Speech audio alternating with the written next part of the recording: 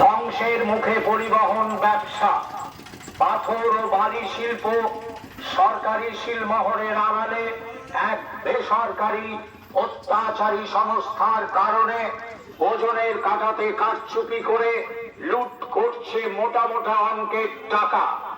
গাড়ির ড্রাইভাররা অন্যায়ের প্রতিবাদ করলে ড্রাইভারদের মারধর, গাড়ির মাল কাটিং করা, মাল নামিয়ে নেওয়া, ডিমের গাড়ি থেকে ডিম, সবজির গাড়ি থেকে সবজি, আলুর গাড়ি থেকে আলুর বস্তা নামিয়ে নেওয়া, তাছাড়াও বিভিন্ন ধরনের অত্যাচার।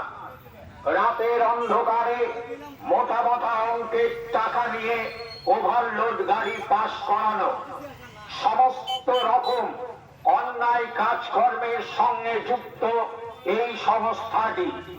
তাছাড়াও সারা পশ্চিম বাংলায় এই ধরনের কোন সংস্থা আমাদের পার্শ্ববর্তী জেলাতেও নেই। এরা অন্যায়ভাবে জোরপূর্বক গাড়ির ওপর অত্যাচারের সীমা লঙ্ঘন করে ফেলেছে।